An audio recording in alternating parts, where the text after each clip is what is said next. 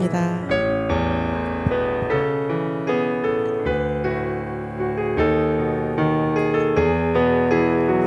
하나님 한 번도 나를 실망시키신 적 없고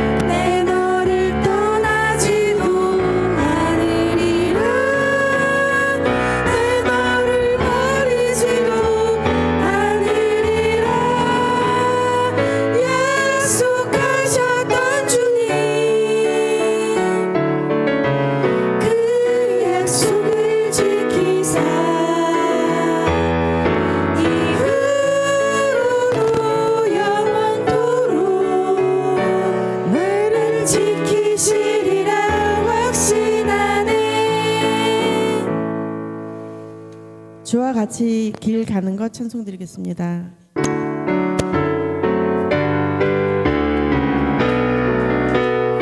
찬송가 456장.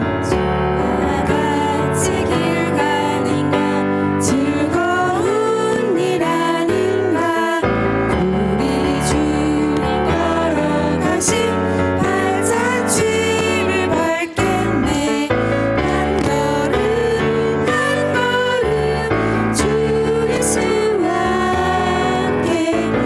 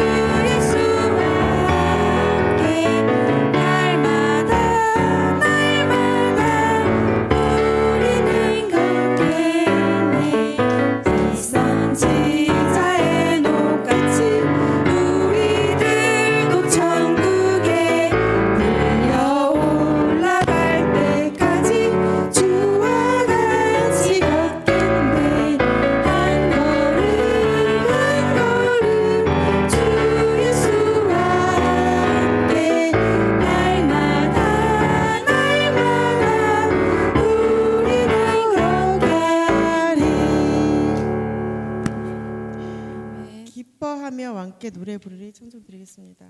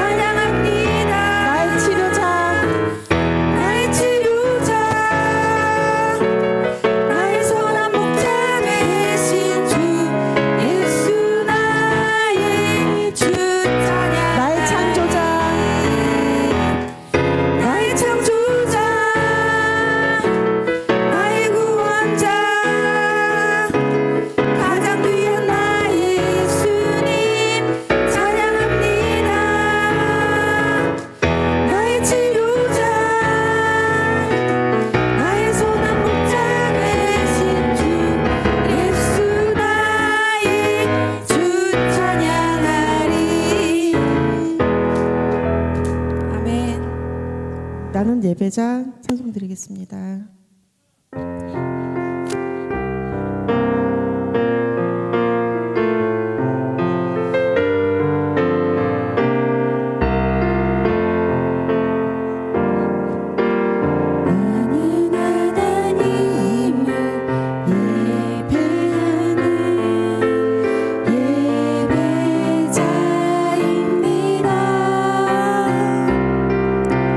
내가 서 있는 곳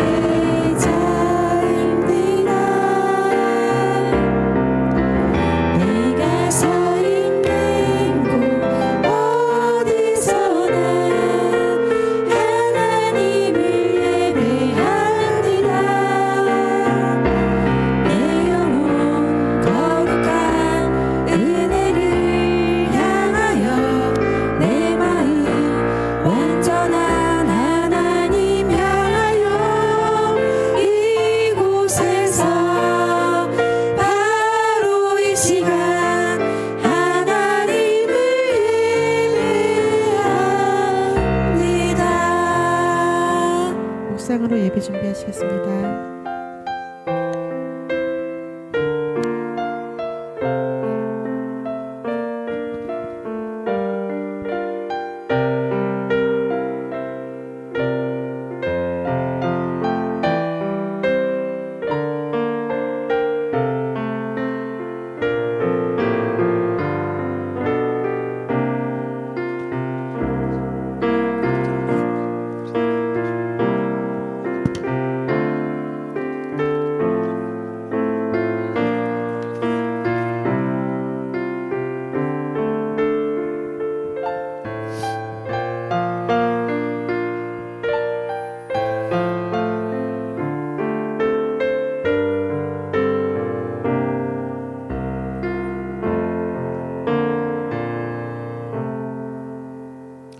감사합니다. 자, 시간이 되었으니까 바로 저희 오늘은 5월 12일 그리고 어버이 주일 그리고 들복교회 4주년 기념 주일 예배 하나님께 기쁨과 감사의 마음으로 함께 드리도록 하겠습니다. 다 같이 묵상으로 기도하겠습니다.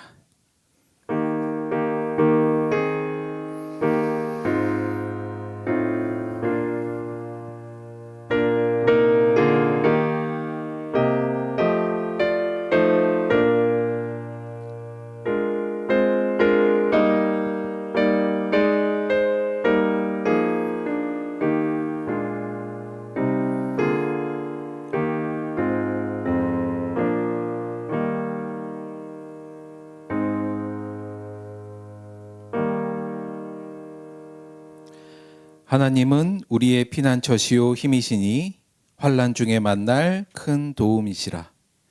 그러므로 땅이 변하든지 산이 흔들려 바닷 가운데 빠지든지 바닷물이 솟아나고 뛰놀든지 그것이 넘침으로 산이 흔들릴지라도 우리는 두려워하지 아니하리로다. 아멘. 사도신경으로 신앙 고백 드리겠습니다. 전능하사 천지를 만드신 하나님 아버지를 내가 믿사오며 그 외아들 우리 주 예수 그리스도를 믿사오니 이는 성령으로 잉태하사 동정녀 마리아에게 나시고 본디오 빌라도에게 고난을 받으사 십자가에 못 박혀 죽으시고 장사한 지 사흘 만에 죽은 자 가운데서 다시 살아나시며 하늘에 오르사 전능하신 하나님 우편에 앉아 계시다가 저리로서 산자와 죽은 자를 심판하러 오시리라. 성령을 믿사오며 거룩한 공예와 성도가 서로 교통하는 것과 죄를 사하여 주는 것과 몸이 다시 사는 것과 영원히 사는 것을 믿사옵나이다. 아멘. 우리 이 시간에는 이정수 목사님께서 우리를 대표해서 기도해 주시겠습니다.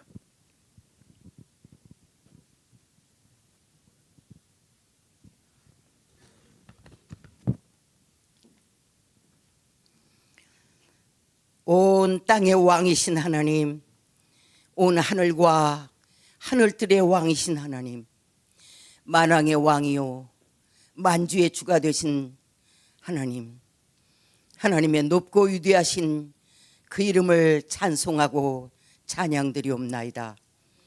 특별히 오늘은 거룩한 성일에 우리 들복교회 창립 4주년을 맞이하여 하나님 앞에 4주년 기념 감사 예배와 어버이 주간을 맞이하여 겸하여 어버이날 감사 예배로 우리 모두 하나님 앞에 모였습니다. 하나님이 예정하심과 경륜을 따라 이곳에 거룩한 땅을 예배하시고 오늘날 이와 같이 하나님께서 친히 이곳에 그리스도의 몸이신 들복교회를 세워주시고 귀한 성도들을 보내주시며 여기까지 인도해 주시고 우리의 도움이 되신 에베네셀의 하나님께 감사와 영광을 올려드리옵나이다. 특별히 하나님의 이름을 이 성전에 두시고 하나님의 눈과 하나님의 마음이 항상 여기에 계시며 이곳 성전에서 친히 우리에게 목사님을 통하여 말씀을 내려주시고 우리를 만나주심을 인하여 더욱 감사하고 감사옵나이다. 이 시간 원하여 기도합기는 우리 들복교회가 세상 광야에서 길 잃은 영혼들이 이곳에 나와서 생명길을 찾고 천지를 창조한 창조주 하나님을 만나는 거룩한 성전이 되게 하여 주시옵소서. 우리 들복교회가 영혼을 구원하는 구원의 방주요, 천국 알곡을 모으는 하늘곡간이요, 세상 풍파와 환난을 피하는 피난처가 되게 하옵시며, 인생 광야에서 갈증 난 자들이 찾아와 성령의 생명의 생수를 마시고 해가라는 구원의 우물 같은 교회, 하늘 샘 같은 교회가 되게 하여 주시옵소서. 또한 병든 자가 나와 믿음 가지고 치료받는 천국 병원이요, 고달픈 인생길에 쉼을 얻는 안식처가 되고 영육간에 축복받는 축복의 통로가 되며 하나님의 말씀을 듣고 배우는 천국 학교 같은 우리 교회가 되게 하여 주시옵소서. 그리하여 그 이름처럼 인생 광야를 지나는 자들에게 참 벗이 되는 교회, 지상에 있는 하늘나라 우리 들복교회가 되게 하여 주시옵소서. 우리 교회가 오직 하나님을 기쁘시게 하고 우리 주님께 칭찬받는 예수 가족 공동체가 되게 하여 주시옵소서. 아버지 하나님, 여기에 모인 시온의 아들들, 예루살렘의 딸들은 우리 들복교회 모퉁이 돌이요, 기둥들이요, 대들보들입니다. 모두 영생의 은혜를 잊지 않고 감사하며 이 땅에서 지혜로운 삶을 살게 하여 주시옵소서. 우리가 이 땅에서 지혜롭게 살기 위해서는 먼저 내가 누구인지 자기 정체성을 분명히 알아서 이 땅의 육적인 정체성으로 자신을 이해하기보다는 성경이 말씀하시는 본질적 자기 정체성, 즉 나는 하나님의 피조물이요, 하나님의 자녀요, 예수 그리스도의 제자라는 정체성을 가지고 자신이 있어야 할 자리와 자신이 해야 할 일을 분명히 알고 그 길로 나아가는 것임을 배웠나이다. 원하여 기도하옵기는 우리 들복교회 성도 모두가 본질적 자기 정체성을 가지고 모두 이 땅에서 지혜로운 삶을 살게 하여 주시옵소서. 그리하여 그날에 하나님 앞에 섰을 때 잘했다 칭찬받고 의의 면류관 주인공들이 다 되게 하여 주시옵소서. 거룩한 성일, 우리 목사님 말씀 주실 때 영역을 7배나 뜨겁게 하여 주시옵시고 성령께서 역사하시는 절정의 시간, 은혜의 강물이 우리의 심령의 재단에 엄몰하는 시간이 되게 해 주시옵소서. 오늘 주시는 말씀이 옥토에 떨어진 씨앗같이 100배로 열매 맺는 말씀이 되게 해 주시옵소서. 이 예배가 하나님께는 한없는 영광이요, 우리에게는 은혜와 진리로 충만한 은혜의 잔치, 하늘 축제의 시간이 되게 하여 주시옵소서. 우리를 구원하기 위해 이 땅에 오신 우리 주 예수 그리스도 이름 받들어 간절히 원하고 기도하옵나이다.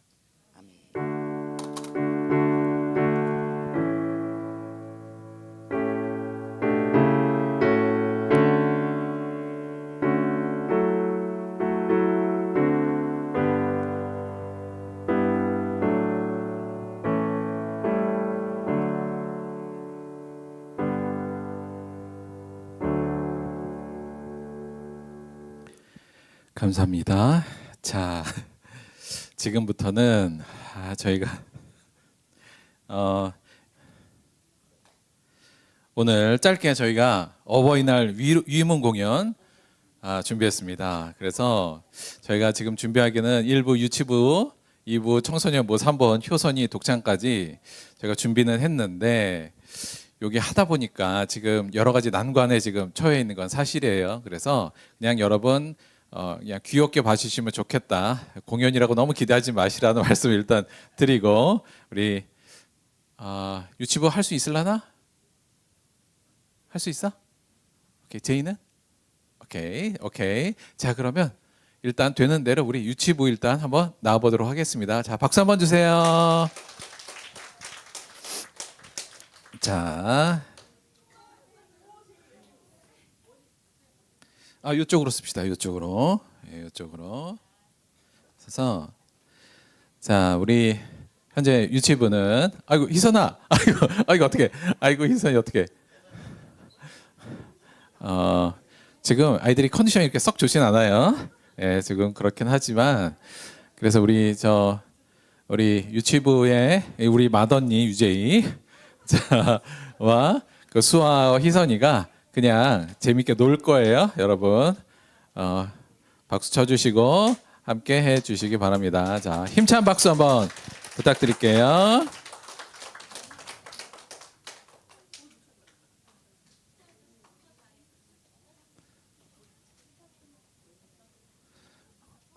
이들은 스티커가 있어야 되나 보네요.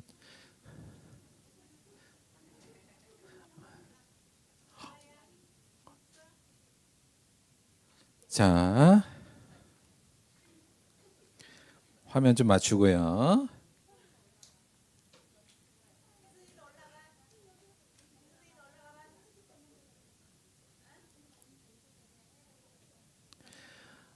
그냥 같이 엄마하고 같이. 자, 일단은 우리 안녕 친구들 한번 하도록 하겠습니다. 자, 준비 차렷. 일단 경례부터 할게요. 차렷 경례. 자, 시작합니다.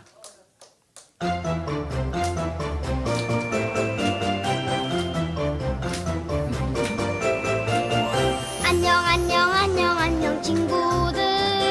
안녕 선생님. 예수님과 함께해요 친구들. 예수님과 함께해요 선생님.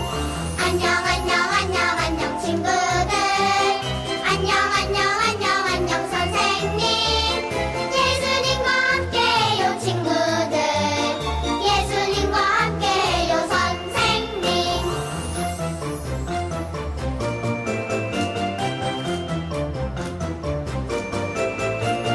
안녕 친구들. 안녕 선생님. 예수님과 함께해요 친구들. 예수님과 함께해요 선생님. 안녕 친구들. 안녕 선생님. 예수님과 함께해요 친구들. 예수님과 함께해요 선생님.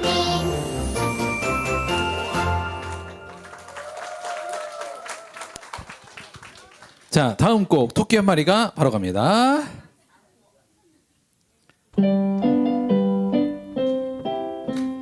토끼 한 마리가 성경책을 가지고 교회 갑니다. 깡총. 외나무 다리 건너 깡총. 언덕을 넘어서 깡총. 시냇물 지나서 깡총.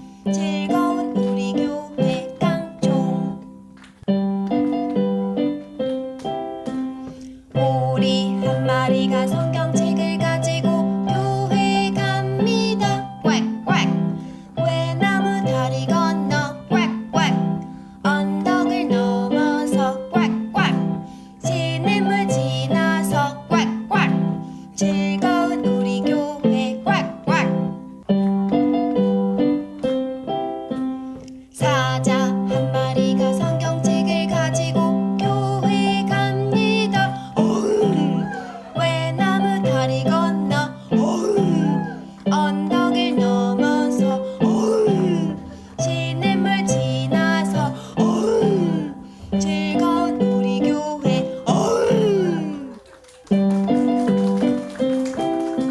토끼 한 마리가 성경책을 가지고 교회 갑니다. 깡총. 외나무 다리 건너 깡총. 언덕을 넘어서 깡총. 시냇물 지나서 깡총. 즐거운 우리 교회 깡총. 박수. 자, 수고하셨습니다. 자, 자리로 돌아가셨으면 갑니다. 자, 다시 한번 박수 주세요. 아이고. 우리 수아도 사람 앞에 쓰는 거 좀 연습 잘 한 것 같아요. 여간 우리 제이가 맏언니답게 무대를 주도해 주셔서 감사합니다. 자, 다음 무대는 우리 청소년부의 무대가 될 텐데 일단 앞으로 나와서 무대 세팅 잠깐 하도록 무대 세팅 하도록 하겠습니다.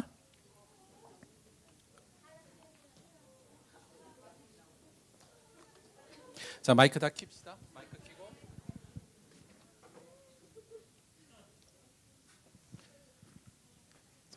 자, 마이크 켜고. 마이크 하나.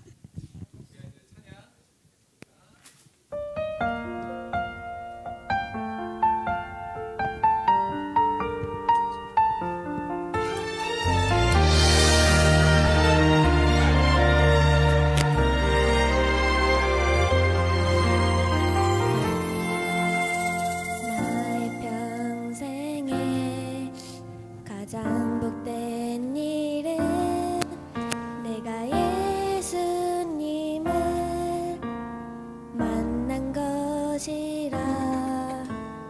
나의 평생에 가장 잘한 일은 내가 예수님을 주로 섬긴 것이라. 세상 살동안 내가 걷는 길이 때론 험하여서 넘어질 때도 주의 강한 손이 나를 붙드시니 나는 예수님만 주로 섬기며 살리. 나는 주를 섬기는 것에 후회가 없습니다. 내가 걸어온 모든 시간 다 주의 은혜니 내가 걸어갈 모든 날도 주만 섬기며 살리. 오직 예수 이름 부르며 살아가리라.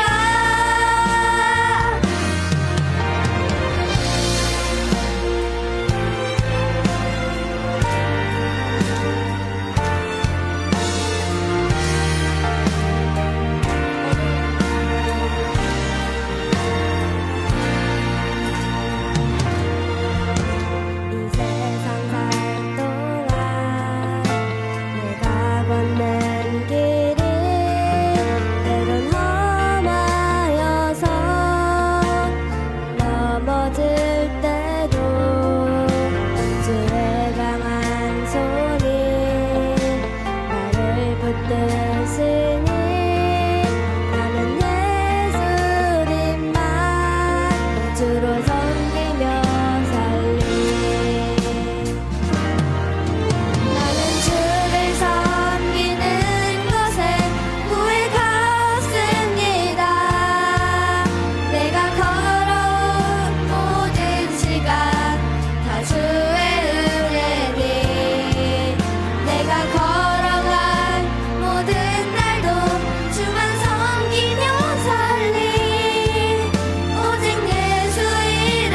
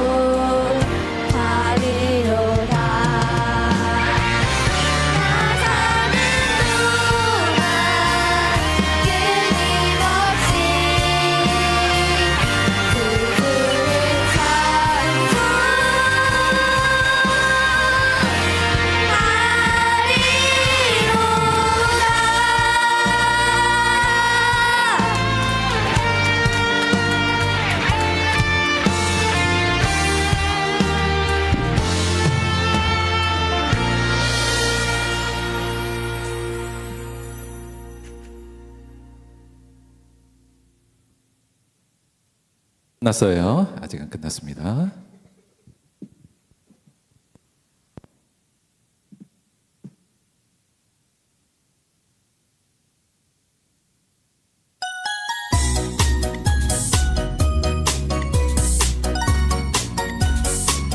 예수 사랑 깊은 내 마음속에 어디 내 마음속에 어디 내 마음속에 예수 사랑 깊은 내 마음속에 어디 내 마음속에 있네. 많이 기뻐요 정말 기뻐요 그 예수 사랑 깊은 내 맘에. 많이 기뻐요 정말 기뻐요 그 예수 사랑 깊은 내 맘에. 예수 사랑 깊은 내 마음속에 어디 내 마음속에 어디 내 마음속에 예수 사랑 깊은 내 마음속에 어디 내 마음속에 있네. 많이 기뻐요 정말 기뻐요 그 예수 사랑 깊은 내 맘에. 많이 기뻐요 정말 기뻐요 그 예수 사랑 깊은 내 맘에. 그 예수 사랑 깊은 내 맘에.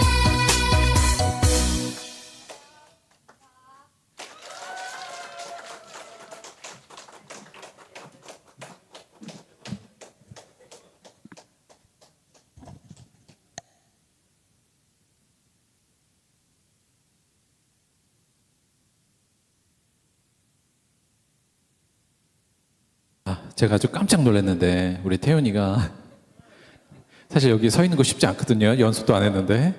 근데 얼굴마담으로 서 있고 사실 우리 애들 지금 전체가 다 지금 급 사춘기라 이런 거 되게 싫어하는데 그럼에도 불구하고 이렇게 나와서 연습해주고 해줘서 감사하고 특히 태윤이가 율동을 할 줄 몰랐네 나는. 율동까지 잘 따라해줘서 정말 감사하다는 말씀 다시 한번 드립니다. 자, 다음 무대는 우리 효선이 무대인데 잠깐 무대 세팅도 좀 잠깐만 할게요. 요 조명 좀 꺼주세요. 효선아 앞으로 잠깐 나올까? 우리 사실 요 얘기는 좀 먼저 좀 드려야 될 것 같아요. 뭐냐면 우리 효선이가 요 무대 준비했는데 오늘 목소리 상태가 너무 안 좋아가지고 이걸 할까 말까 저희가 지금 망설였는데 그래도 그냥 부모님을 위해서 불러드리는 거니까 어르신들을 위해서 그냥 하는 걸로 했거든요.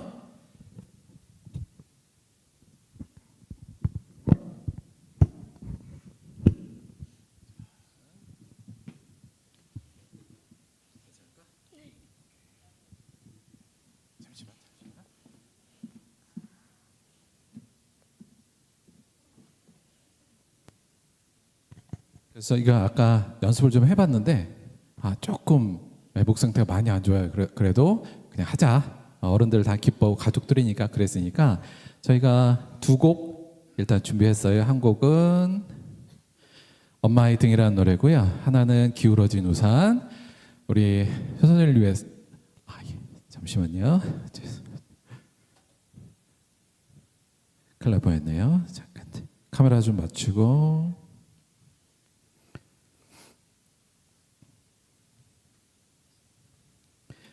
자, 우리 효선이 좀 긴장됐을 텐데 우리 박수 한번 크게 쳐주시기 바랍니다. 자, 엄마의 등부터 청해 듣습니다.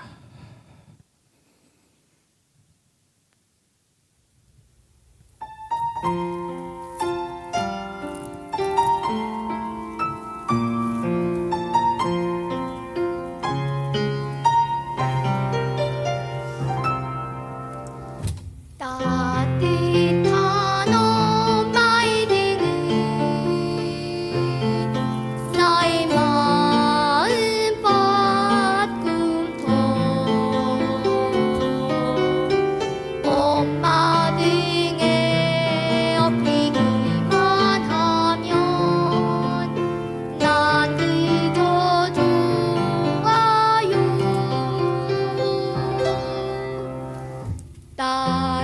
따뜻한 이불 속보다 편안한 침대보다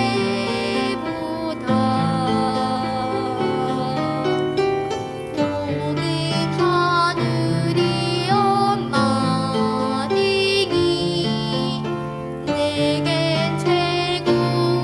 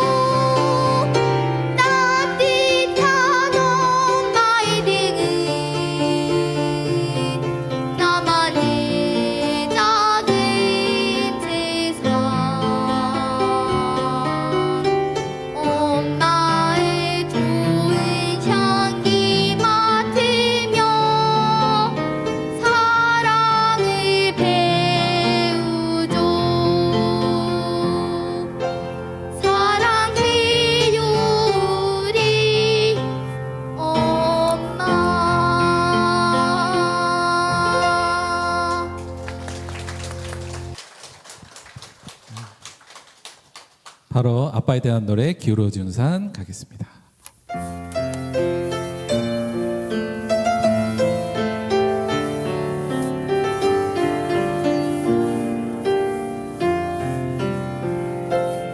비 오는 날이면 아빠는 언제나 커다란 우산으로 내 작은 손 꼭 잡고 학교까지 데려다 주죠. 빗방울 많아질 때마다 아빠의 우산은 점점 더 내게로 기울어지고 우산 밖으로 흠뻑 젖어버린 아빠의 어깨 젖은 채 뒤돌아서서 웃고 계시는 아빠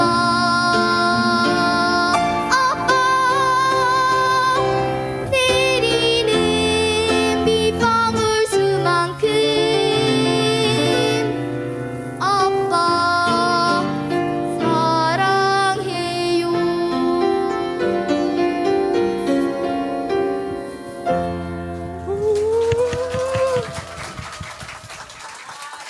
차렷, 차렷, 경례. 와.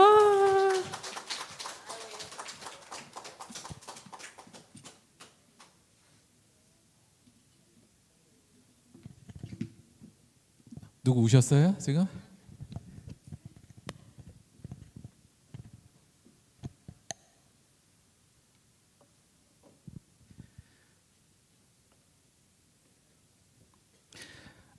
아까도 잠시 말씀드렸습니다만 아이들이 요거 딱 하기 싫어하는 나이예요. 예, 사춘기고 또 자아도 막 생기고 또 누가 부모가 시킨다고 안 하는 나이긴 한데 그래도 순종하는 마음으로 열심히 참여해 주시고 또 협조해 주시고 해주셔서 고맙습니다. 애들 데리고 고생하신 선생님도 예, 수고하셨어요 선생님. 예, 하여간 우리 아이들이 앞으로도 더욱더 하나님 안에서 잘 커 나갈 수 있도록 여러분께서 기도 늘 해주시고 관심 주시기 바랍니다. 수고하셨어요. 자,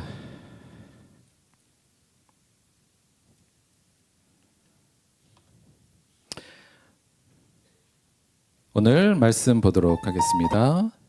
자, 오늘 본문 말씀은 출애굽기 20장 12절 한 절의 말씀 보도록 하겠습니다.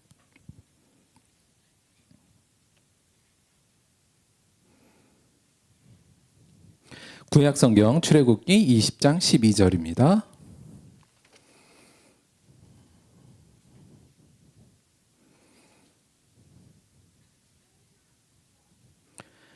구약 성경 112페이지 출애굽기 20장 12절 한 말씀 보도록 하겠습니다. 출애굽기 20장 12절 한 말씀 우리 한 목소리로 함께 봉독하겠습니다. 시작. 내 부모를 공경하라. 그리하면 내 하나님 여호와가 내게 준 땅에서 내 생명이 길리라. 아멘.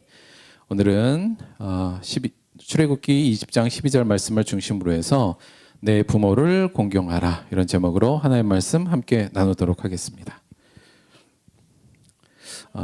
아이들 공연이 여운이 너무 길어서 바로 예배 요 말씀 들어가니까 약간 어색하긴 한데 그래도 공부 한번 해보도록 하겠습니다. 그 10계명은 구약 성경에 있어서 여러 사건 중에서도 단연 괄목할 만한 또 중요한 사건입니다. 하나님께서 이스라엘 백성들을 애굽에서 건져내시고 그 다음에 그들을 시내산으로 이끌으셔서 거기서 계명을 주고 이스라엘 백성과 계약을 맺은 그 사건은 사실 구약 전체 내용 중에서도 가장 중요한 내용이고요. 특히나 그 받은 계명과 또 그날을 기념한 것들을 통해서 유대인들의 신앙은 거의 그것이 기반으로 되어 있다 해도 과언이 아닙니다.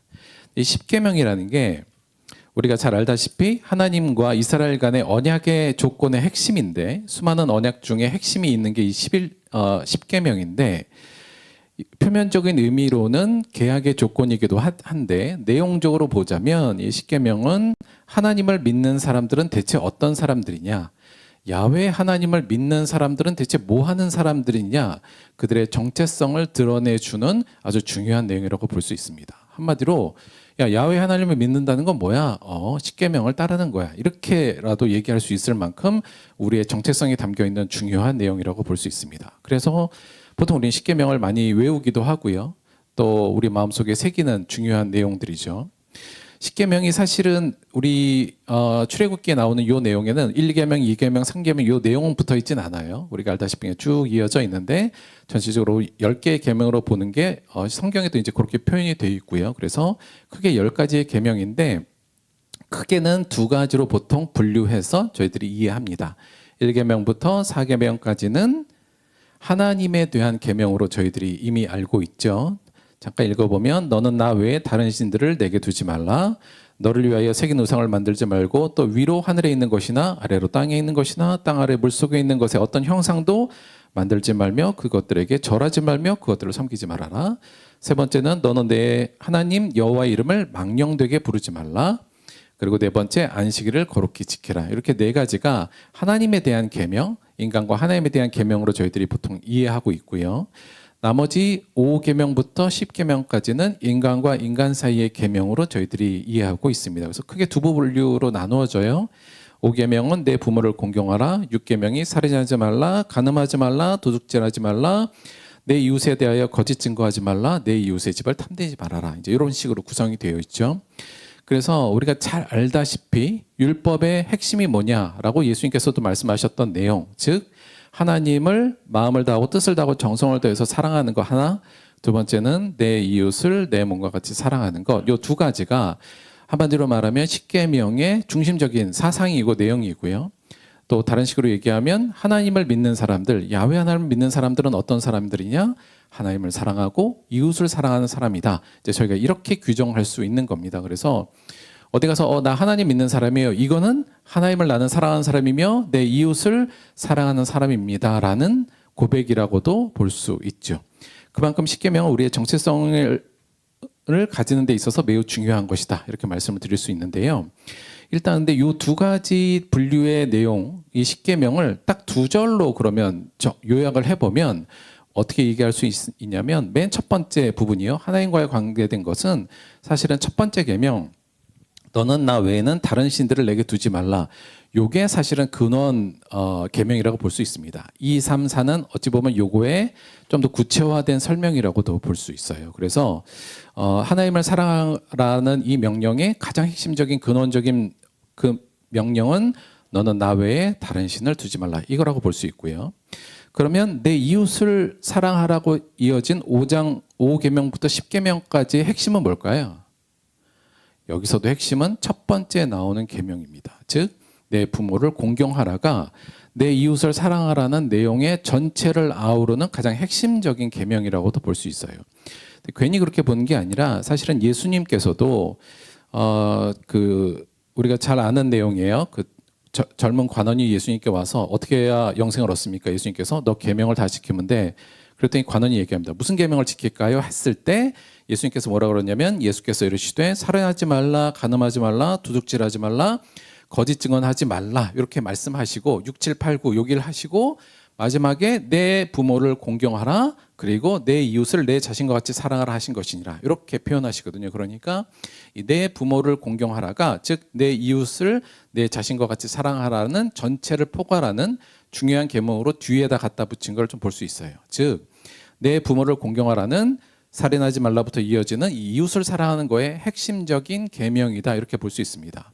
이상하다. 부모를 공경하는 거하고 살인하지 말라는 거하고 무슨 관계가 있나 이렇게 생각하실 수도 있는데 그 원리를 알면 이게 어떻게 이어지는지를 저희가 좀 알 수 있어요. 그래서 오늘은 우리가 어버이 주일이기도 하고 십계명에서 말하는 내 부모를 공경하라 이 내용이 대체 어떤 의미를 가지고 있으며 이 원리가 어떻게 내 이웃을 사랑하는 라는 전체적인 내용을 포괄하게 되는 건지에 대해서 한번 알아보도록 하겠습니다. 자, 일단 내 부모를 공경하라. 이걸 좀 저희가 연구를 해야 돼요. 간단한 내용이고 간단한 명령이지만 사실 좀 고민해 봐야 될 부분이 많습니다. 연구해야 될 게 많아요. 자, 이 명령에 대해서 우리가 질문을 던진다면 어떤 질문 던질 수 있을까요? 내 부모를 공경하라. 일단 연구니까 뭔가 질문을 던져야 돼요. 어떤 질문을 던지면 될까요? 이 명령에 대해서. 첫 번째, 저는 한 5가지 정도 질문을 던질 수 있다고 보는데, 첫 번째, 여기서 주어 너는 구체적으로 누구를 지칭하는가? 이 부분이요. 그러니까 내 부모를 할 때 너로 지칭되는 그 사람은 누구를 지칭하는가? 두 번째, 목적어인 부모는 어떤 부모를 말하는가? 이것도 좀 고민해 봐야 되고요. 이걸 우리가 좀 더 구체화해서 우리 삶에 진짜 적용하려면 좀 더 구체적으로 저희가 따지고 들어가야 보는 게 맞거든요. 세 번째가 사실은 가장 중요한 내용인 것 같긴 한데, 대체 이 명령어 공경하라는 의미는 뭘 하라는 의미인가를 구체화해야 될 필요가 있겠죠. 그래야 이 말씀을 저희가 따를 수 있을 테니까요. 그리고 네 번째는 대체 이 계명이 나온 배경은 뭔가, 이것도 한번 생각해 봐야 돼요. 그래야 이 계명의 의미를 저희가 조금 더 정확히 알 수 있거든요. 그래서 배경도 좀 알아봐야 되고, 한 가지 이 명령을 들었을 때, 즉 내 부모를 공경하라는 명령을 들었을 때 저희가 꼭 한번 생각하고 해봐야 될 게 이 내용인 것 같습니다. 뭐냐면, 그럼 부모답지 못한 부모도 공경해야 되는가? 이 부분이에요.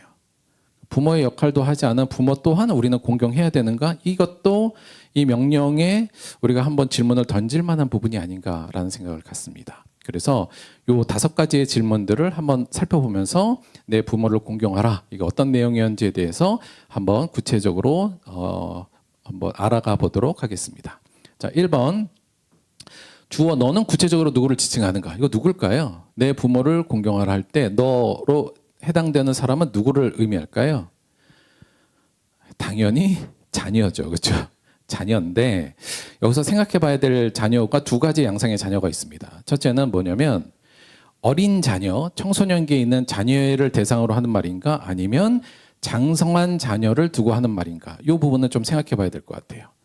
어느 쪽에 물론 뭐 둘 다 포함될 수도 있겠습니다만, 오늘의 말씀은 어느 쪽에 포커싱이 맞춰져 있을까요? 어떤 자녀에게 포커싱이 맞춰져 있는 걸까요? 저희 약간만 생각해 보면 충분히 좀 알아낼 수 있는데, 왜냐하면 이 당시 사회를 한번 생각해 볼게요. 예수님 당시 이때 사회가 뭐 어떤 사회적 배경이냐면 시족 중심의 가부장적 사회잖아요. 그러니까 가족들 중심으로 부족 국가, 부족 사회였단 말이죠. 그러니까 여기서의 가장은 당시의 권위는 뭐 왕과 같은 권위입니다. 그러니까 이 가부장적 사회의 부모의 역할이나 권위는 사실은 어마어마한 게 원래 사실이죠. 그러니까 가장, 그 집안을 이끌고 가는 사람은 가장 큰 권위를 가졌던 시대입니다. 따라서 물론 그때의 자녀들도 사춘기가 있었겠지만 당시의 자녀들은 사실은 부모에게 함부로 대할 수가 없는 상황이에요. 사실 우리도 지금 뭐 한 3, 40년 전만 하더라도 부모에게 대든다는 게 사실은 상상이 안 되는 시절이 있었지 않습니까? 가부장적 우리가 유교 사회에서도 마찬가지로 당시에는 워낙 원래 부모의 권위가 세서 아무리 어린아이들이 사춘기라도 부모 앞에서 부모를 뭐 공경 안 한다든가 함부로 대한 거나 이런 거 있을 수가 없었거든요. 그래서 사실 여기는 어린 자녀들을 대상으로 했다기보다는 생각할 때는 장성한 자녀가 지금 전체적으로 이 명령의 주 대상이라고 저희가 볼 수 있을 것 같습니다. 자, 그러면 두 번째는 조금 쉽게 풀릴 수도 있죠. 그럼 목적어 부모는 어떤 부모를 말할까?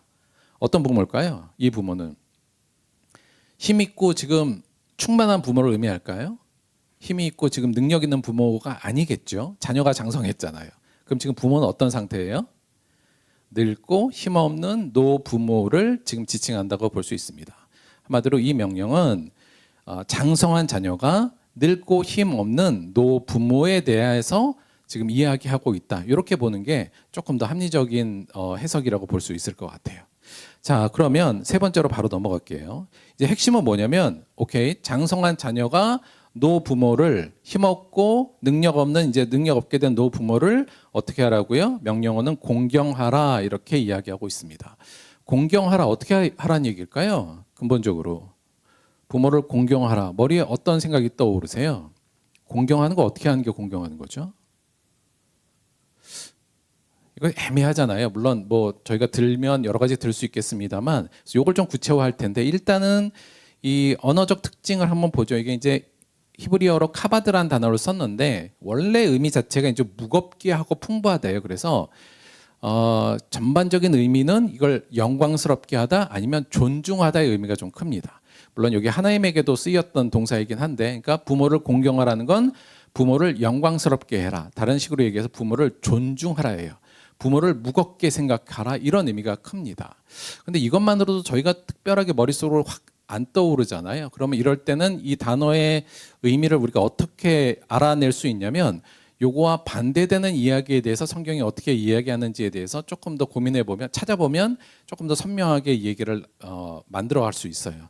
자, 성경에 보면 이 부모를 공경하라와 그 반대, 다시 말하면 부모에게 이렇게 하면 안 된다라는 얘기도 꽤 많이 나와 있거든요. 그러니까 십계명 외에 다른 율법에서도 그 내용을 좀 살펴보면 이렇습니다.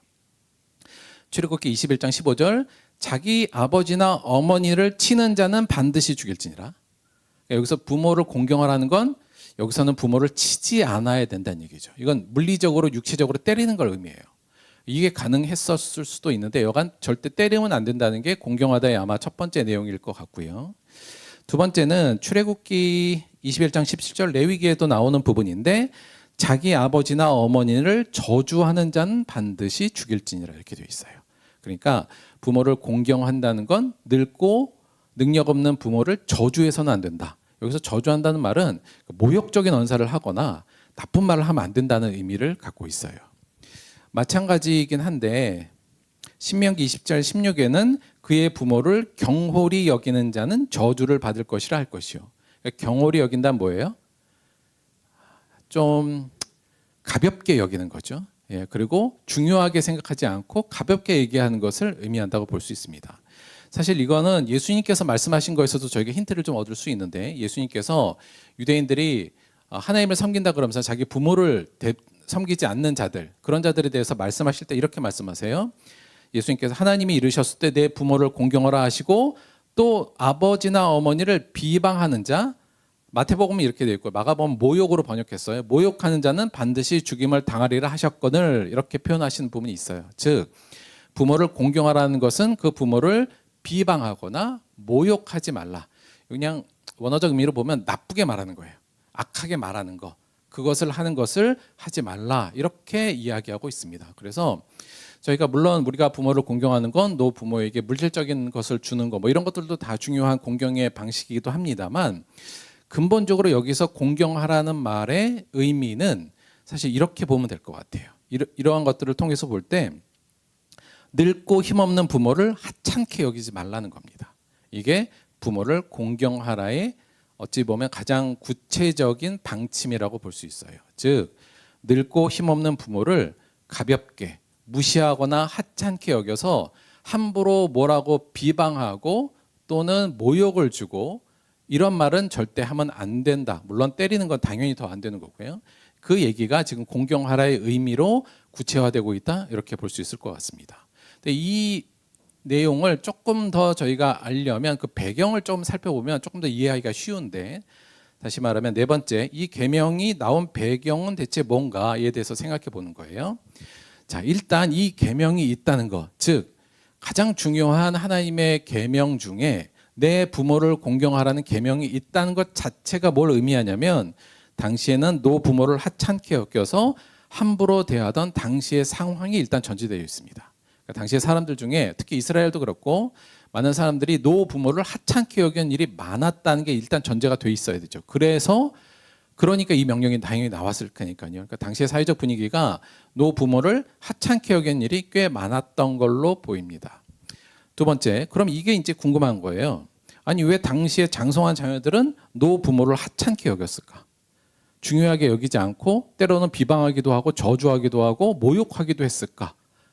사실 이거는 당시 시대만이 아니라 오늘도 저는 마찬가지라고 보는데, 왜 장성한 자녀가 노 부모를 하찮게 당시에 여겼을까요? 한마디로 말하면 쓸모가 없기 때문입니다. 노 부모는 쓸모가 없기 때문이에요. 무슨 얘기냐면 이거 당시의 경제적 배경을 한번 살펴볼게요. 당시 사회가 어떤 사회예요? 목축이나 농업과 같은 노동집약적 경제체제잖아요. 당시에 이스라엘 백성들도 물론 이때는 광야입니다만 가나안에 들어가서도 목축이나 농사를 했고, 실제로 이집트에 있을 때도 농사 위주로 지었죠.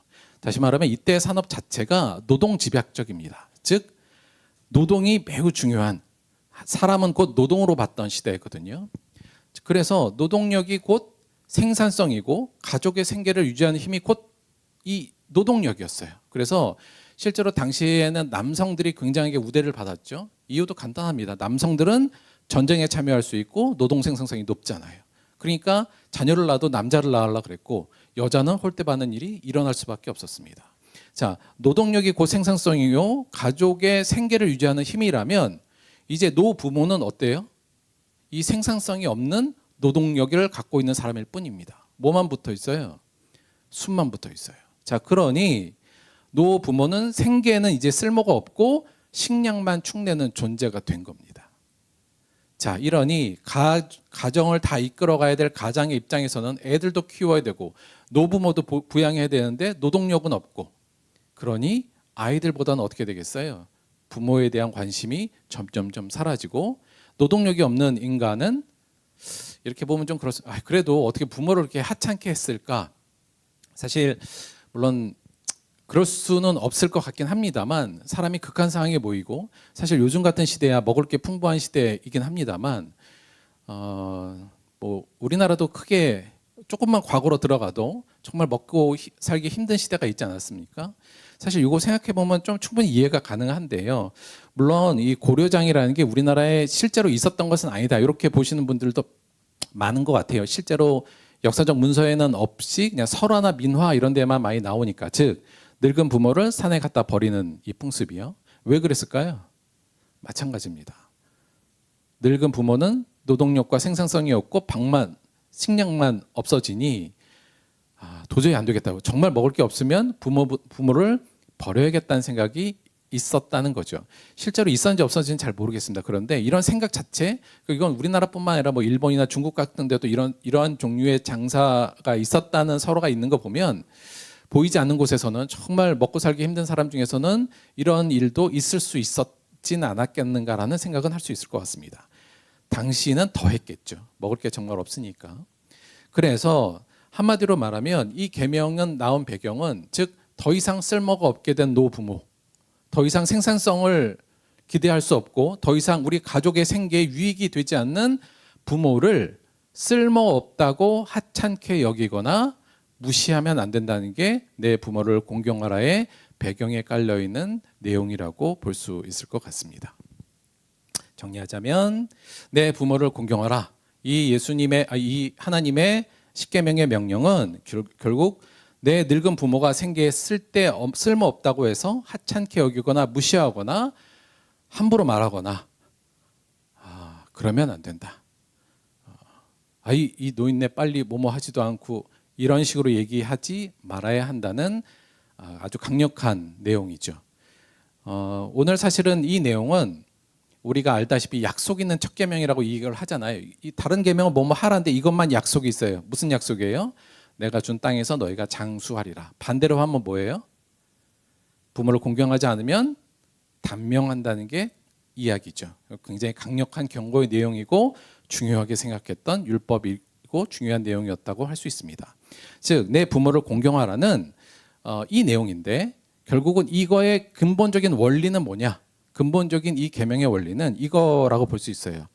사람을 부모든 혹은 이웃이든 쓸모로 바라봐서는 안 된다.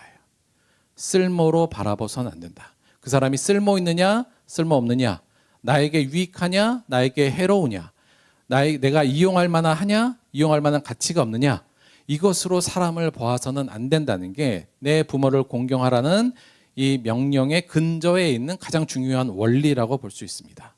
우리가 그렇게 될 때, 그래서 사람을 결코 쓸모로 보지 않아서 내 부모를 쓸모로 보지 않고 그분이 갖고 있는 기본적인 존재, 내 생명을 주고 하나님이 나에게 보낸 대리자로서의 그 부모의 존재를 가지고 존중하라는 게 오늘의 말씀이고요. 더 나아가면 내 이웃도 이거와 연결해서 마찬가지로 생각할 수 있습니다. 자, 우리 6계명부터 7계명이 살인하지 말라, 간음하지 말라, 도둑질하지 말라, 내 이웃에 대해 거짓 증거하지 말라, 내 이웃의 집을 탐하지 말라. 이 내용은 결국 뭐냐면 내 이웃을 내 감정적 쓸모와 내 물질적 쓸모의 대상으로 보면 안 된다는 걸 의미합니다. 이건 쓸모의 관점으로 볼 때 이렇게 되거든요. 살인하고 훔치고 거짓 증언하는 건 나에게 이득이 되기 때문에 그렇게 하는 거 아닙니까? 결코 내 이웃도 쓸모가 있느냐 없느냐로 바라봐선 안 된다는 거죠. 만약에 내 부모를 정말 공경하면 내 부모를 쓸모로 보는 것이 아니라 그 존재적 자체의 귀중함으로 보고 그를 공경하는 사람이 된다면 그는 내 이웃에게도 마찬가지로 이웃을 사랑할 수 있는 사람이 될 수 있을 거란 얘기입니다. 왜? 이웃을 쓸모로 보지 않으니까. 이웃을 내 욕망을 채워줄 수 있는 이용 대상으로 보지 않을 때 진정으로 사랑할 수 있는 거거든요. 여러분, 구약의 내용 중에서 정말 하나님께서 야, 이 사람들은 정말 잘 돌봐야 돼라는 사람들이 좀 있었습니다. 야, 이 사람들에 대해서는 너희들 관심 가져줘야 돼 하는 사람들이 누구였냐면 나그네, 고아, 과부예요. 그러니까 여러분, 근데 길 가는 나그네는 쓸모 있는 사람입니까 없는 사람입니까? 쓸모가 없어요. 잘해줘 봐야 다시 나에게 잘해줄 가능성이 없어요. 왜냐하면 들렸다 가버릴 거니까. 마찬가지로 고아와 과부도 사실은 내 노동력이 들어가는 사람이지 나에게 쓸모 있는 사람들이 아닙니다. 따라서 하나님께서는 이러한 자들에 대해서 그런데 뭐라고 해요? 절대 이들을 소홀히 대해서는 안 된다. 나그네를 늘 지극히 영접하고 고아와 과부를 돌봐라 하는 게 구약 성경의 끊임없는 내용입니다. 마찬가지로 말라기 3장 5절에는 너희들이 나그네를 돌보지 않는다면, 그리고 고아와 과부를 너희들이 돌보지 않으면 큰 화가 미칠 거라고 이미 경고도 했고요.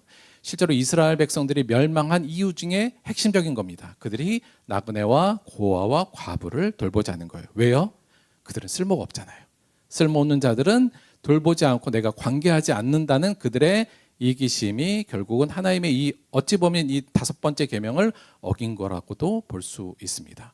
사실 이렇게 사람을, 부모를, 이웃을 쓸모의 관점으로 보지 말라는 얘기는 사실 성경 전체를 관통한 내용이기도 해요.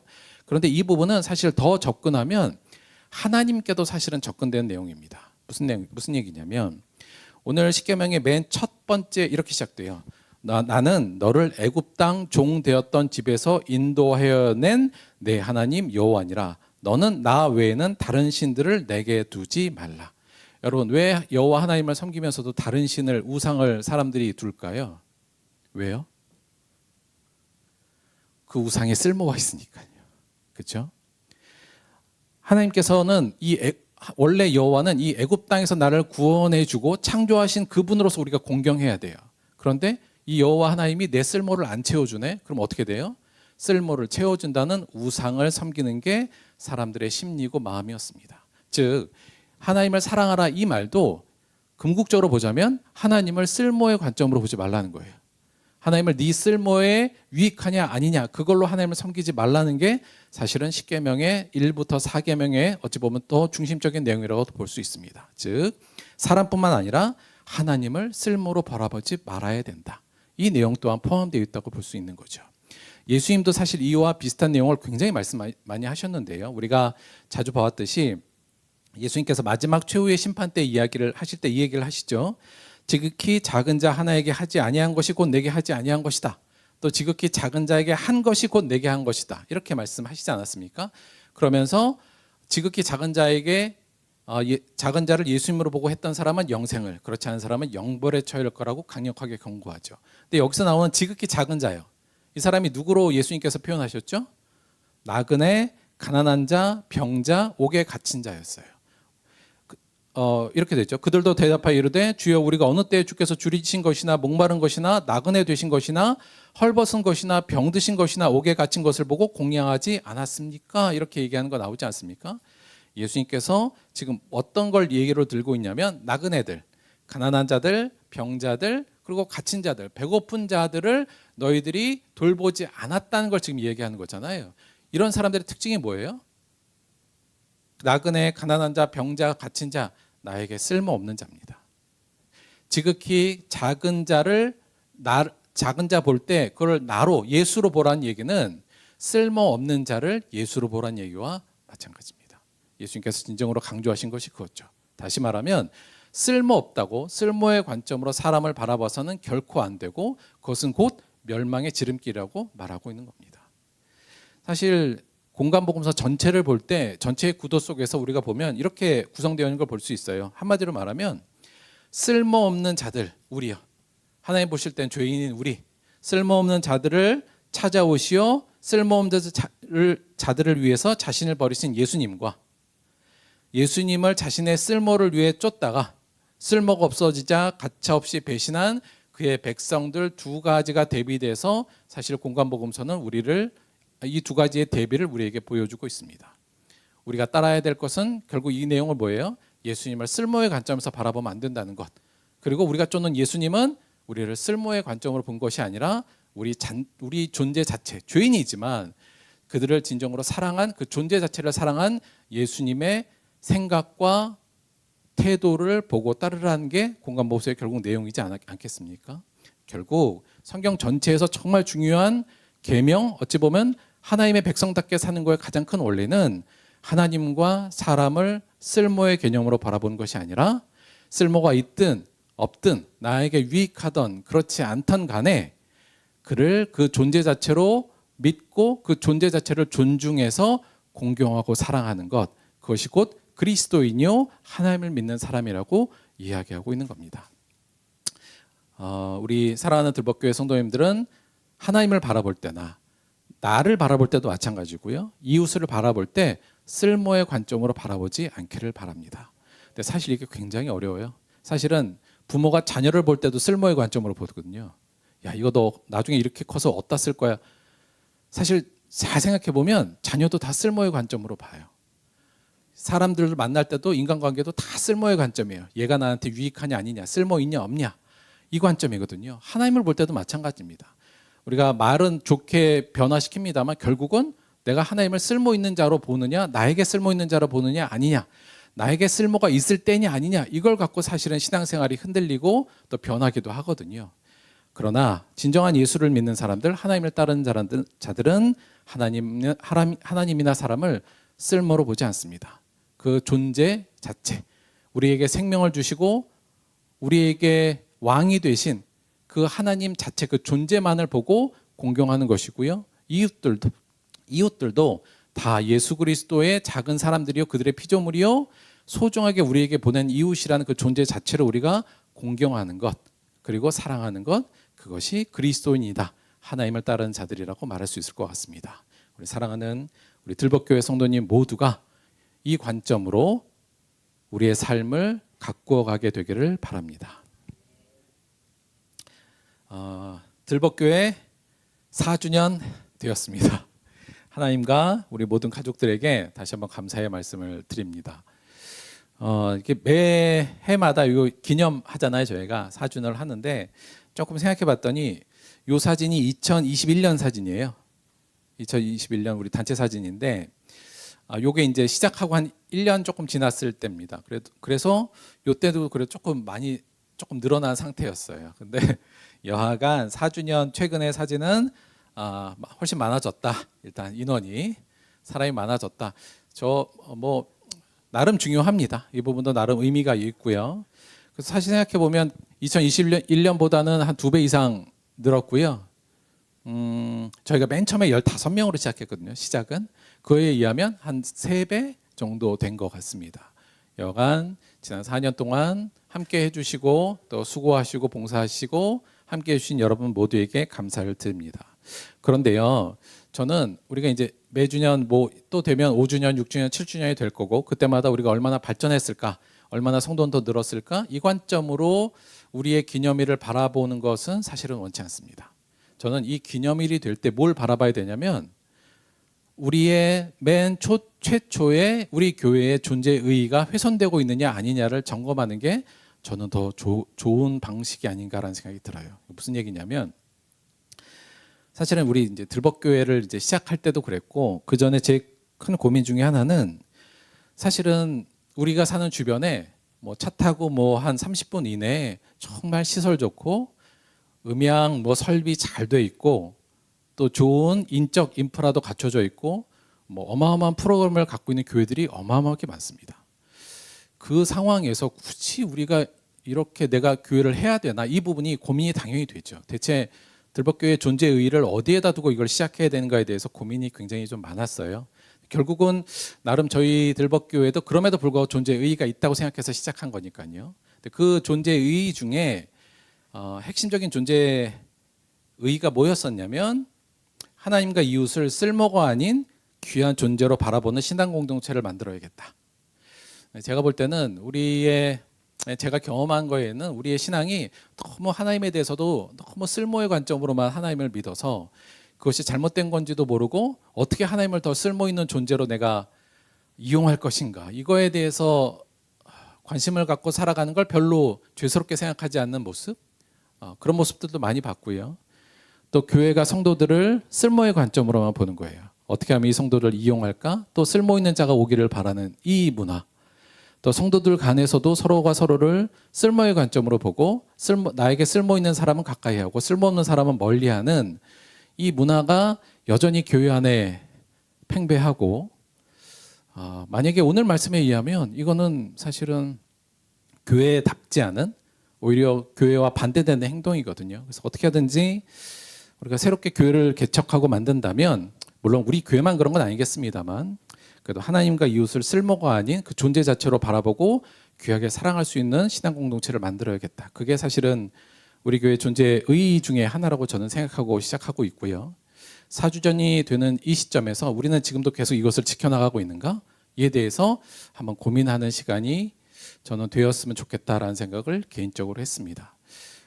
나름대로는 아직까지는 잘 지키고 있다는 생각이 드는데, 이게 등치가 커지면요, 이게 약간씩 점점 좀 없어집니다. 그러니까 교회가 등치가 계속 커지고 하면 점점 더 효율성을 따지게 되고 조금 더 쓸모 있는 사람들을 만들고 싶어하고 이제 이렇게 되거든요. 그래서 저도 요즘 조금 고민이다. 내가 누가 하나 쓸모 있는 사람 왔으면 좋겠는데 뭐 이런 생각을 하고 있거든요. 그런데 그래서 요즘 좀 고민을 하고 원래 이 존재의 의의가 이거였으니까 이것을 좀 잘 지켜야겠다는 개인적인 생각을 갖습니다. 사실 이 말씀드리는 게 조금 민망합니다만, 그래서 우리 정우진 성도님이 우리한테 온 건 저한테는 굉장히 큰 의미가 있다 봅니다. 사실 우진이는 쓸모는 없잖아요. 그렇죠? 예. 그러나 그 자체로 귀한 하나님의 피조물이고 우리가 사랑해야 할 대상으로 우리에게 보내셨다고 저는 개인적으로 생각합니다. 사람을 쓸모로 보는 것이 아니라 존재 자체로 봐주는 것, 그것을 위해서 흔들리지 말라고 보내주신 게 아닌가, 저는 개인적으로 그렇게 생각도 갖습니다. 앞으로 우리가 5주년, 6주년, 7주년, 근데 사실은 생각해보면 우리 우진이하고 같이 영균이가 왔잖아요. 영균이는 쓸모가 엄청 많아요. 제가 지난주에도 우리 짬뽕 해도 하고, 사실 영균이가 체력도 좋고 기계도 잘 만들고 힘도 좋고 청소도 잘하고 운전도 잘하고, 하여튼 쓸모가 많은데, 여간 쓸모 많은 사람과 쓸모의 관점에서 없는 사람을 둘 다 보내신 건 우리에게 이 부분을 좀 기억하라, 사람을 어떻게 봐야 될지를 저는 주신 메시지가 아닌가, 개인적으로 그렇게 생각하고 있습니다. 5주년, 6주년, 7주년, 8주년, 앞으로 우리가 좀 더 커가든 아니면 좀 줄어들든 간에 이 부분은 꼭 지키고 싶습니다. 하나님을 쓸모의 관점으로 보지 맙시다. 그리고 그의 존재 자체로 귀하게 여기고 사랑하는 그 모습을 함께 훈련하고 함께 기도하는 저와 여러분이 되기를 주님의 이름으로 축원드립니다. 말씀 생각하시면서 오늘은 그냥 제가 잠깐 기도하도록 할게요. 하나님의 입장에서 보면 정말 쓸모없는, 늘 회개하고 똑같이 죄 짓는, 변화되지 않는, 아무짝에도 하나님의 거룩에는 도움이 되지 않는 우리들을 지금도 사랑하시고 우리를 위해서 십자가를 달려 죽으시고 우리를 위해 모든 것을 내어놓으셨음을 다시 한번 돌이켜봅니다. 우리가 그 예수님을 믿는다면, 그 하나님을 사랑한다고 고백한다면 우리 또한 하나님을, 사람을, 내 주변 사람을 쓸모의 관점으로 보는 자가 되지 않도록 인도하여 주옵소서. 내 부모를 공경하는 것만큼 내 이웃을 공경하고 하나님을 공경할 수 있도록 인도하여 주옵소서. 그리하여 이 땅에 하나님의 나라, 진정으로 하나님이 기뻐하는 공동체가 될 수 있도록 역사하여 주옵소서. 감사드리며 예수님의 이름으로 기도드렸습니다. 아멘. 다시 한번 지난 4년 동안 사실은 많은 분들이 도와주셨어요. 저희가 따로 제가 이거 도와드리는 분 원래 잘 말씀을 안 드리는데, 여간 물심양면으로 희생하면서 도와주셨던 많은 분들이 있었다는 거 다시 한번 말씀을 드리고, 다시 한번 이름도 없이 빛도 없이 수고하신 거에 대해서 다시 한번 감사의 말씀을 누구라고 꼭 호명은 안 하지만 감사드리는 말씀을 다시 한번 드립니다. 자, 오늘 어버이 주일, 그래서 우리 들번 모두의 어버님들께 감사하고 사랑합니다. 요 메시지 드리면서 저희가 이거 매년 저희가 뭐 1년에 많이 한 것도 아니잖아요. 그래서 매년 우리 어버이날 때 작은 선물 하나 드리고 있으니까 부담 갖지 마시고 꾸준히 꼭 잡수시라는 말씀 드리면서, 자, 오늘 저 꽃 따신 분들 잠깐 일어나 볼까요? 일단 꽃 따신 분 한번 일어나 봐요. 예, 잠깐만 일어나 보시고, 예, 약간 우리 모두의 어머님 아버님께 감사 사랑한다는 인사를 드리면서 박수 일단 드리겠습니다. 감사합니다. 자, 선물 증정 출발.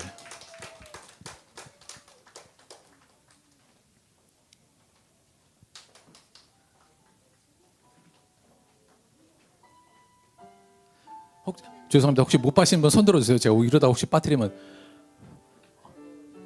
저 장로님 못 받은 것 같은데. 아니다, 가는구나. 아, 예, 감사합니다. 늘, 예, 감사합니다. 자리에 앉아주시면 되겠습니다. 감사합니다. 늘 지금 같은 마음으로 섬기고 사랑하도록 하겠습니다. 감사드려요. 자, 그리고 요 틈을 타서 잠깐만요. 요 틈을 타서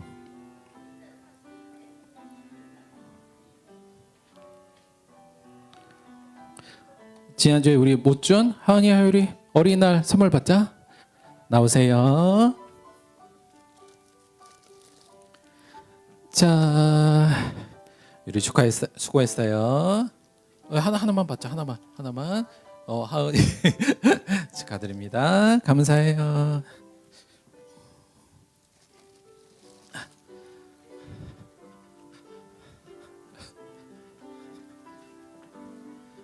애 둘.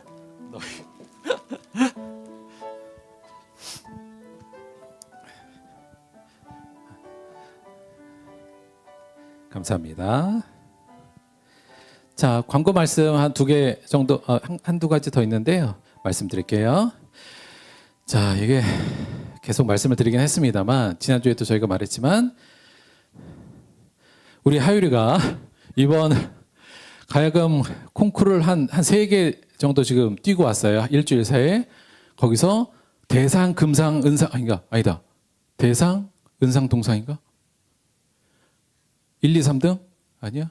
여간 1, 2, 3등, 특별히 대상 받은 대회가 어디였죠?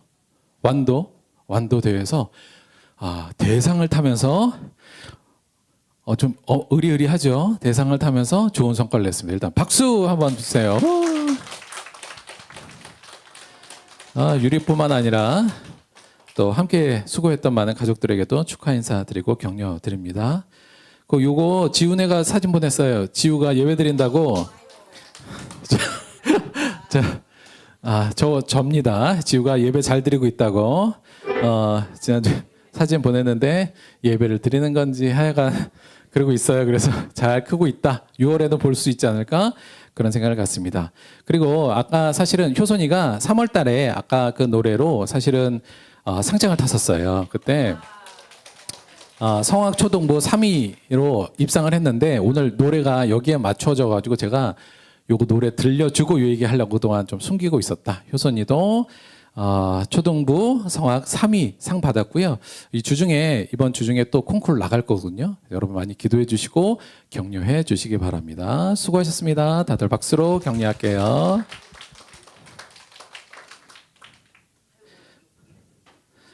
글쎄요, 고개를 들어서 저를 보는 건지 텔레비라는 게 신기한 건지 저도 잘 모르겠습니다.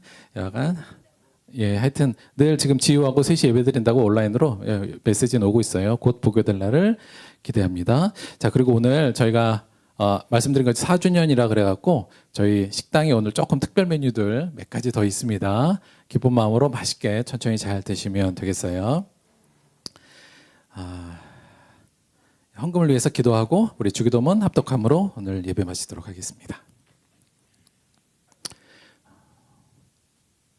하나님, 우리를 늘 쓸모의 관점이 아니라 비록 죄인이고 쓸모없는 작은 민물이지만 주께서 귀하게 여기시고 사랑으로 우리를 바라봐 주시니 고맙고 감사합니다. 이 사실을 잊지 않도록 인도하여 주옵소서. 우리가 이 사랑을 받고 타인을 쓸모의 존재로 바라본다면 얼마나 불쌍한 일이겠습니까? 우리 또한 예수님 따라 사람들을 쓸모의 관점이 아니라 이용의 관점이 아니라 나에게 유익한지 불리한 것이 아니라 하나님의 귀한 존재로 보고 사랑하는 자가 될 수 있도록 인도하여 주옵소서. 그것이 우리 그리스도인의 우리의 정체성이 되게 하시고 들봇교회의 정체성이 될 수 있도록 도와주옵소서. 주신 은혜 감사하여 주 앞에 예물로 나아왔습니다. 예물이 쓰이는 모든 곳에 하나님의 이 어마어마한 사랑이 전해지게 도와주시고 드린 손길마다 하나님의 이 사랑을 품고 살아가는 자 될 수 있도록 인도하여 주옵소서. 예수님의 이름으로 기도드렸습니다. 아멘. 주기도문 합독하겠습니다. 하늘에 계신 우리 아버지여, 이름이 거룩히 여김을 받으시오며 나라가 임하시오며 뜻이 하늘에서 이루어진 것 같이 땅에서도 이루어지이다. 오늘 우리에게 일용할 양식을 주시옵고 우리가 우리에게 죄 진 자를 사하여 준 것 같이 우리 죄를 사하여 주시옵고 우리를 시험에 들게 하지 마시옵고 다만 악에서 구하시옵소서. 나라와 권세와 영광이 아버지께 영원히 있사옵나이다. 아멘.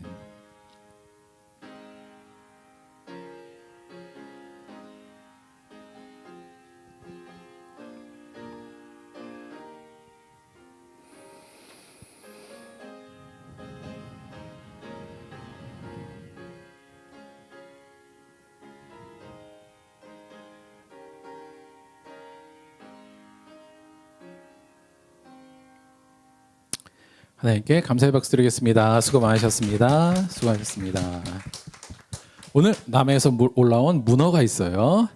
자, 문어 양이 얼마인지 모르겠네요. 하여튼 적당히 적당히 많이 드시기 바랍니다. 자, 식사하러 갈게요. 수고하셨습니다.